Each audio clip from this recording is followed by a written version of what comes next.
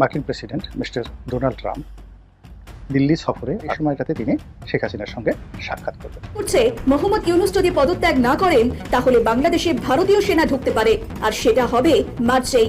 শেখ হাসিনাকে মসনাদে বসিয়ে ভারতীয় সেনা বড়সড় জঙ্গি দমন অভিযান করতে পারে বাংলাদেশে। হঠাৎ করেই বাংলাদেশে বড় কিছু ঘটে গিয়েছে, বড় অঘটন ঘটে গিয়েছে। বাংলাদেশ ব্যর্থ রাষ্ট্র, দেশে বিদেশে নানান সমীকরণ মিলে যাচ্ছে। দর্শক, খুবই গুরুত্বপূর্ণ একটা খবর, বড় অঘটন।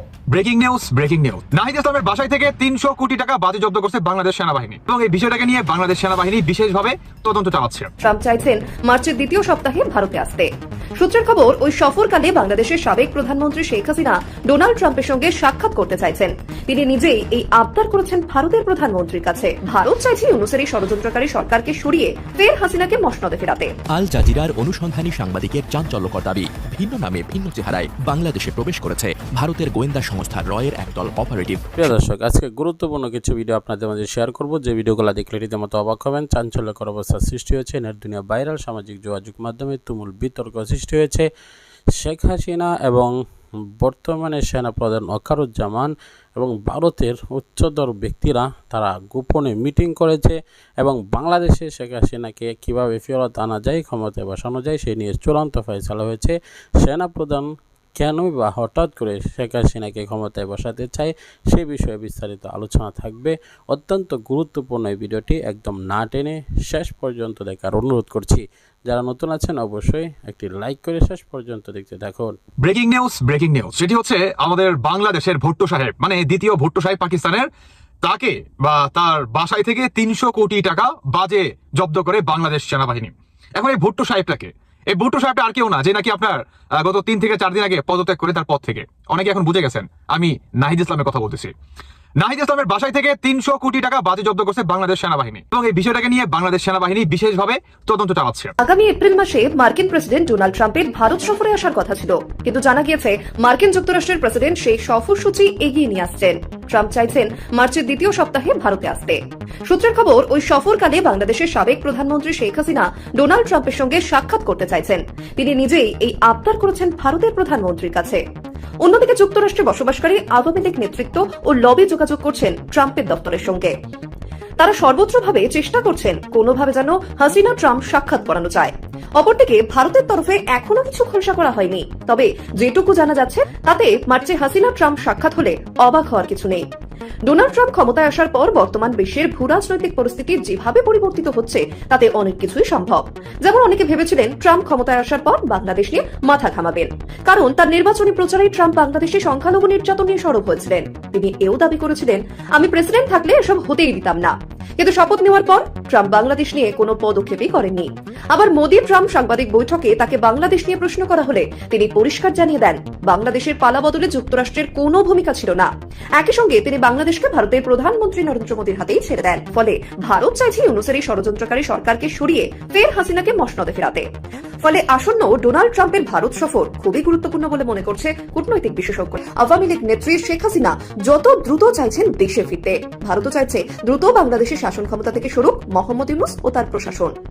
এবার যদি শেখ হাসিনা ও ডোনাল্ড ট্রাম্পের মধ্যে সাক্ষাৎ হয় এবং ট্রাম্প কিছু বলেন, তাহলে তা মোহাম্মদ ইউনূস ও তার দোসরদের জন্য মোটেই সুখকর হবে না। হঠাৎ করেই বাংলাদেশে বড় কিছু ঘটে গিয়েছে, বড় অঘটন ঘটে গিয়েছে। বাংলাদেশ ব্যর্থ রাষ্ট্র। কই, আমরা তো কিছু জানি না, কিন্তু বিএনপি জানে, মির্জা ফখরুল জানে, আওয়ামী লীগ জানে, কিন্তু ডক্টর ইউনূস জানে না, বাংলাদেশের কোনো মিডিয়া জানে না। দেশে বিদেশে নানান সমীকরণ মিলে যাচ্ছে। দর্শক, খুবই গুরুত্বপূর্ণ একটা খবর, বড় অঘটন। বিএনপি ডক্টর ইউনূসকে ব্যর্থ প্রমাণ করতে ভারতের সাথে মিলে ষড়যন্ত্র করছে, প্রমাণিত হয়েছে। হ্যাঁ, বিএনপি যা ঘটিয়েছে, আপনার কথা শুনতে শুনতে দেখবেন যে বিএনপি দুঃখ প্রকাশ করেছে, ক্ষমা চেয়ে তাদের বিবৃতি হয়তো প্রত্যাহারও করবে, কিন্তু বিএনপির গোমর ফাঁস হয়ে গিয়েছে। দর্শক, ঘটনা যাওয়ার আগে একটু বলি, দেখেন কিছু সমীকরণ মিলে যাচ্ছে। ভারত প্রতিনিয়ত প্রচারণা চালাচ্ছে যে বাংলাদেশ ব্যর্থ রাষ্ট্র, ডক্টর ইউনূস মৌলবাদী। আর আওয়ামী লীগের ন্যারেটিভটা কি? ডক্টর ইউনূস সুদখোর মৌলবাদী। বাংলাদেশ মৌলবাদী রাষ্ট্র, হিজবুত তাহরির, আইএস, অমুক তমুক এরা দখল করেছে, জামাত শিবিরি রাষ্ট্র, জঙ্গিবাদী রাষ্ট্র। ভারতীয় ন্যারেটিভ এটা। বাংলাদেশে কোনো নিরাপত্তা নাই, আইন শৃঙ্খলা পরিস্থিতির কিচ্ছু ঠিক নাই, হিন্দুরা রাস্তায় হাঁটতে পারে না, মানুষ মারা যায় কিন্তু গোপন করা। ভারতীয় ন্যারেটিভ এটা। আওয়ামী লীগ এই সেম ন্যারেটিভ প্রচার করছে। কিন্তু বাস্তবতা, ভারতের আবার যারা সৎ সাংবাদিক তারা দেশে এসে দেখে যে কিছুই না, সব ঠিক আছে, আওয়ামী লীগ আমাদের চেয়ে পরিস্থিতি ভালো, মানুষ স্বাধীনভাবে চলাফেরা করছে। দু একটা চুরি ছিনতাইয়ের ঘটনা ঘটছে, এটা আবার রেমেডিও হচ্ছে। কিন্তু এর সাথে আরেকটা সমীকরণ মিলাই। মাননীয় সেনাপ্রধান, মাননীয় বললাম, জেনারেল ওয়াকারুজ্জামান যে হুঁশিয়ারি দিয়েছেন কাগজ ছোড়াছুড়ি করবেন না, দেশের অবস্থা ভালো না, সতর্ক করে দিলাম, পুলিশ, র্যাব, ডিজিএফআই এরা কাজ করতে পারছে না, নানান কিছু, এরা প্যানিকড। মানে তার বক্তব্য যে বাংলাদেশে বড় কিছু ঘটে গিয়েছে, স্বাধীনতা সার্বভৌমত্ব হুমকির মুখে। এখন আমরা আগেই ব্যাখ্যা করেছি যে সেনাপ্রধানের ন্যারেটিভ, আওয়ামী লীগ, ভারত, এগুলো এক লাইনে। এখন আওয়ামী লীগ তো চাইবে বাংলাদেশের বিরুদ্ধে প্রোপাগান্ডা চালাতে, ভারত চালাচ্ছে যে হিন্দুরা ঢাকায় হাঁটতে পারে না, রক্তের বন্যা, রক্তের দাগ, সব জায়গায় নানা উদ্ভট ঘটনা, প্রচারণা ভারতীয় মিডিয়া দেখেছেন না। এখন এই প্রচারণাগুলো সমর্থন করছে বিএনপি, আনুষ্ঠানিক বিবৃতি দিয়ে মিথ্যা তথ্য দেশের বিরুদ্ধে, দেশের সুনাম ক্ষুণ্ণ করছে, দেশের মর্যাদা হানি করছে, দেশকে ব্যর্থ রাষ্ট্র, জঙ্গি রাষ্ট্র, অকার্যকর রাষ্ট্র হিসেবে প্রচার করছে বিএনপি। এবং আওয়ামী লীগ বিএনপি অফিসার স্টেটমেন্টকে রেফারেন্স হিসেবে ব্যবহার করে, ভারতীয় মিডিয়া ব্যবহার করে বাংলাদেশের বিরুদ্ধে, ডক্টর ইউনূসের বিরুদ্ধে, বাংলাদেশের ইমেজের বিরুদ্ধে প্রোপাগান্ডা চালাচ্ছে। দর্শক, কি ঘটেছে? ইন্ডিপেন্ডেন্ট টিভির খবরটা ভালো লেগেছে, তারা শিরোনাম করেছে এভাবে, বিএমের বিস্ফোরণকে বোমা হামলা বলছে বিএনপি। এর মানে বাংলাদেশে নাকি বোমা হামলা হয়েছে, আইন শৃঙ্খলা পরিস্থিতি ভালো না, অতএব দ্রুত নির্বাচন দিয়ে ডক্টর ইউনূস পালাও, এদের পর নাকি তারা আন্দোলন করবে। অথচ কোনো বোমা হামলা, এরকম কোনো ঘটনা ঘটেনি। বোমা হামলা হয়েছে, বিষয়টা কি? মানে জঙ্গিরা করেছে, জঙ্গিবাদী রাষ্ট্র, জঙ্গিরা দখল করে নিয়েছে, বাংলাদেশ পারছে না, ব্যর্থ রাষ্ট্র, এটি তো ন্যারেটিভ। অথচ এরকম কোনো ঘটনা ঘটেনি। এসি বিস্ফোরণ না কি বিস্ফোরণ, ওটাকে বলছে তারা বোমা হামলা, এবং অফিসিয়াল স্টেটমেন্ট দিয়েছে। আচ্ছা, বাংলাদেশে তো অনেক অঘটন ঘটে, সব অঘটনের বিরুদ্ধে কি বিএনপি স্টেটমেন্ট দেয়? তাও আবার মির্জা ফখরুল। বাংলাদেশে চুরি ছিনতাই হয় অনেক কিছু, অনেককে ছুরি দিয়ে ফুটা করে দেয়, মির্জা ফখরুল বিবৃতি দেয়, সবকিছুতে দেয়নি। কিন্তু এই ঘটনায় আবার বিস্ফোরণকে বোমা হামলা বানিয়ে বিবৃতি কেন দিল? ওই যে ডক্টর ইউনূসকে ব্যর্থ প্রমাণ করতে চায়, বাংলাদেশকে ব্যর্থ রাষ্ট্র প্রমাণ করে দিতে চায়, তারপরে ভারতের সহায়তায় বিএনপি ক্ষমতা আসতে চায়, আওয়ামী লীগকে এখন সুযোগ দিচ্ছে প্রোপাগান্ডা চালানোর। তা বিএনপি যে কি এবং সেনাপ্রধান সবাই মিলে ডক্টর ইউনূসকে হটাতে চায়, কিন্তু ভাই লাভ হবে না। জনগণ ডক্টর ইউনূসের সাথে আছে, জনগণ যে কোনো মুহূর্তে রাজপথে নেমে যাবে। এবং এই যে সমস্যাগুলো দেখছেন, এগুলো সমাধান আরেকটা বিপ্লবের জন্য আমরা রেডি। রাজধানীর বিসিএস প্রশাসন কল্যাণ সমিতির মানে বিএম ফাউন্ডেশন ভবনে বিস্ফোরণে একজন মৃত্যুর ঘটনা নিন্দা ও প্রতিবাদ জানিয়েছে বিএনপি। দলটি দাবি ভবনটিকে বোমা হামলা করা হয়েছে। অবশ্যই এই ঘটনায় নিহত অফিস সহকারী আব্দুল মালেক খানের পরিবারের দাবি এসি বিস্ফোরণের মৃত্যু হয়েছে। আওয়ামী লীগ বলছে যে বাংলাদেশ বোমা হামলা যে ডক্টর ইউনূস প্রচার করতে দিচ্ছে না, কিন্তু বিএনপি প্রচার করে দিল যে হ্যাঁ বোমা হামলা হয়েছে। এইভাবে আওয়ামী লীগকে সহায়তা করে, বুঝতে পারছেন। শনিবার বিএনপির সহ দপ্তর সম্পাদক মোহাম্মদ তাইফুল ইসলাম টিপুর সই করা এক বিজ্ঞপ্তিতে বলা হয়, আমরা বিজ্ঞপ্তিটি একটু আপনাদেরকে শোনাচ্ছি দর্শক। বিএনপি মহাসচিব মির্জা ফখরুল ইসলাম আলমগীর তীব্র নিন্দা প্রতিবাদ। গত পরশু ঘটনা ঘটেছে, কেউ জানে না, মানে বিষয়টা তো এরকম দাঁড়ালো, গত পরশুর ঘটনা, কোনো মিডিয়া আসলো না, কোনো হইচই নাই, কিছু না, কিন্তু মির্জা ফখরুল 2 দিন পরে এসে বিবৃতি দিয়েছেন। এর মানে ডক্টর ইউনূস প্রচার করতে দিচ্ছেন না, বাংলাদেশে বড় বড় অঘটন ঘটছে, ধামাচাপা দেওয়া হচ্ছে। 2 দিন পর মির্জা ফখরুলের বিবৃতি, এটাই তো প্রমাণ করে। আমি জানি যে মির্জা ফখরুল বক্তব্য প্রত্যাহার করবেন, কিন্তু তারপরও ঘটনা যা ঘটে তা তো ঘটে যাবে এই ফাঁকে। গত পরশু রাতে নিউ স্কাটন রোডস্থ বিসিএস প্রশাসন কল্যাণ সমিতি ভবনে দুষ্কৃতিকারীদের দ্বারা সংগঠিত কাপুরুষোচিত ও ন্যাক্কারজনক বোমা হামলায় একজন নিহত ও একজন গুরুতর আহত হয়েছেন। কেন দুষ্কৃতিকারী? কেন বলছেন যে জঙ্গিদের মাধ্যমে? তাহলে আওয়ামী লীগ আরেকটু খুশি হতো, এটা বাদ রেখেছেন কেন? তাহলে ডক্টর ইউনূস আরেকটু বেকায়দায় পড়তো। এই ন্যাক্কারজনক হামলা হতাহতের ঘটনায় গভীর উদ্বেগ প্রকাশ করে তীব্র নিন্দা প্রতিবাদ জানিয়েছে বিএনপি মহাসচিব মির্জা ফখরুল ইসলাম আলমগীর। আজ এক বিবৃতিতে বিএনপি মহাসচিব বলেন, বিসিএস প্রশাসনের কল্যাণ সমিতিতে এই ধরনের বোমা হামলা ঘটনায় আমি তীব্র নিন্দা প্রতিবাদ ধিক্কার জানাচ্ছি। এ ধরনের হামলা প্রমাণ করে দেশ আইন শৃঙ্খলা পরিস্থিতির কত অবনতি ঘটেছে, অথচ মিথ্যা কথা। অবনতি ঘটেছে না, বিএনপি মির্জা ফখরুল প্রোপাগান্ডা চালাচ্ছে, মিথ্যাচার করেছে জিয়া বটফোর্সের তথ্যে। দেখেন, তারেক জিয়ার মতো দূরদর্শী নেতা, সেও জিয়া বটফোর্সের কাছে হার মানে। কিভাবে? ওই জিয়া বটফোর্সের লোকজন এডিট করেছে যে জান্নাতের টিকিট শিবির সদস্য সম্মেলনে টাকা দিলে বা এরকম কিছু, ওইটাকে তারেক রহমান বলছেন যে একটা দল জান্নাতের টিকিট বিক্রি করছে।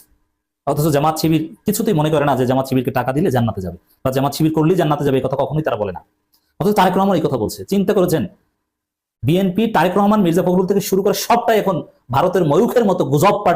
প্রিয় দর্শক, সম্পূর্ণ ভিডিওটি দেখলেন, বুঝতে পেরেছেন ভিডিওটি গুরুত্বপূর্ণ। বর্তমান সময়ে যদি আমরা লক্ষ্য করি তাহলে স্পষ্ট বক্তব্য বুঝতে পারছি যে শেখ হাসিনা এবং আওয়ামী লীগ আবার নতুন করে ঘুরে দাঁড়ানোর চেষ্টা চালাচ্ছে এবং চেষ্টা চালাবেন, সেটাই স্বাভাবিক। কেননা বারবারও কিন্তু এই দলটি ঘুরে দাঁড়িয়েছে এবং যেভাবে দাঁড়ানোর কথা ছিল না সেভাবে কিন্তু হঠাৎ করে বিদেশ থেকে এসে শেখ হাসিনা যেভাবে আন্দোলন করে ক্ষমতায় গিয়েছেন, সেটা কিন্তু একটি বিরল দৃষ্টান্ত হয়ে থাকবে। এবং সেই লগি বইটার হিসাব এবং সেই লগি বইটার তাণ্ডবগুলা অবশ্যই আপনাদের মনে থাকার কথা।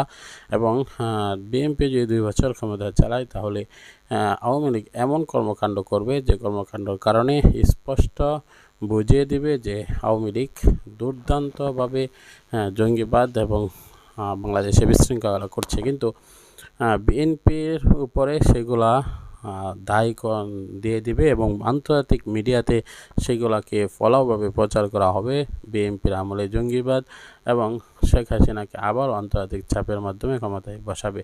এমনটি কিন্তু আমরা দূরে ভাবছিলাম, কিন্তু হঠাৎ করে কাছাকাছি ক্ষমতা আসার জন্য, অল্প সময়ে ক্ষমতা আসার জন্য বারবার লবিং নিয়োগ করছে এবং খালেদা জিয়া সাথে আপোষ করারও একটি আমরা সমঝোতার একটা বিষয় দেখছি। কেননা বৈষম্য বিরোধী ছাত্র আন্দোলন এবং জামাতকে ঠেকানোর জন্য বিএনপি এবং আওয়ামী লীগ একত্র মাঠে নামতে পারে। প্রিয় দর্শক, এ সকল বিষয়গুলো নিয়ে অবশ্যই মন্তব্য করবেন। পরবর্তী ভিডিও পাওয়ার জন্য চ্যানেলটিকে সাবস্ক্রাইব করে পাশে থাকা বেল বাটনটি অন করে দেবেন। আজকের মতো বিদায় নিচ্ছি। আসসালামু আলাইকুম ওয়া রাহমাতুল্লাহ।